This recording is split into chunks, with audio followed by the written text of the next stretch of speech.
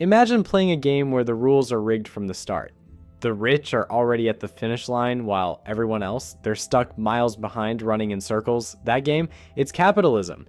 And according to Karl Marx, it doesn't just create inequality, it kills. But the real controversy is that some people still argue that capitalism is the only system that works, that it lifts people out of poverty. But if that's true, why are billionaires hoarding wealth while millions starve? Why is survival treated like a privilege instead of a basic right? Marx saw capitalism as a machine, a relentless, all-consuming force that turns everything into profit. It doesn't care about people, only productivity. And when profit takes priority over human well-being, bad things happen. Look at the Industrial Revolution. Factories ran 14-hour shifts with no safety regulations. Children lost limbs to machines. Workers inhaled toxic fumes every second. Why? Because protecting human lives wasn't profitable. And in capitalism, if something isn't profitable, it doesn't matter. Even in 2025, nothing's changed. Billionaires are still launching themselves into space while workers struggle to afford rent. Tech companies continue to lay off thousands just to boost shareholder value. If capitalism rewards hard work, why does a CEO make 1,000 times more than the workers actually creating value? But let's put that aside for a second. Ever wondered why life-saving insulin costs a fortune? It's not about supply or necessity, it's about profit. Pharmaceutical companies control the prices, not based on what people need, but on what makes them the most money. In the US, at least people ration insulin and risk death, while in Canada, it's a fraction of the price. The system isn't broken, it's doing exactly what it was designed to do. And it's not just healthcare, take climate change. Oil companies knew about global warming back in the 70s. Did they do anything? Instead, they spent billions spreading disinformation to keep profits rolling. The result?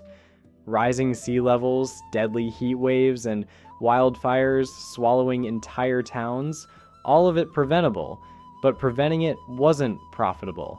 And here's the most disturbing part: capitalism doesn't just exploit workers, it thrives on crisis. War, profitable. Pandemics, profitable. Even poverty itself is a billion-dollar industry.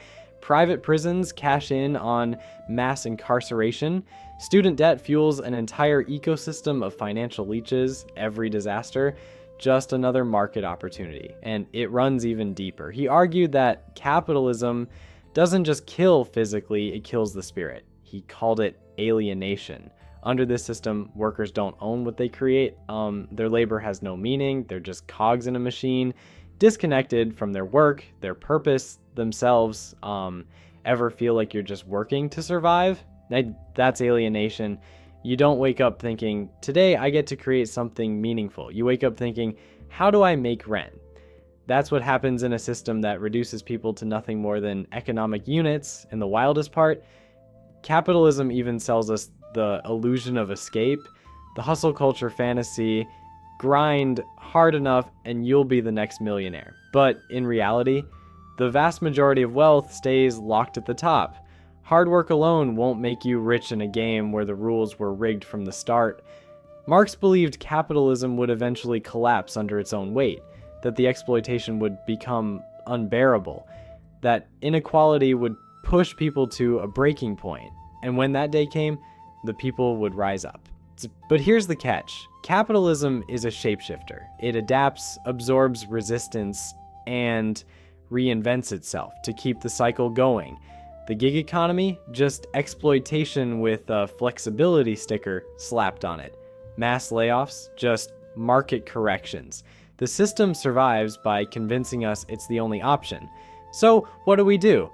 Sit back and wait for collapse? Try to reform a system built on exploitation? Or do we do what Marx predicted, seize control, reclaim power, and build something better? So, does capitalism kill? Marx would say, absolutely. Not just through direct harm, but by slowly eroding what makes us human. It turns life into a transaction, purpose into productivity, and survival into a full-time job. But the real question is, if we know the game is rigged, why do we keep playing? And more importantly, how long until we flip the board?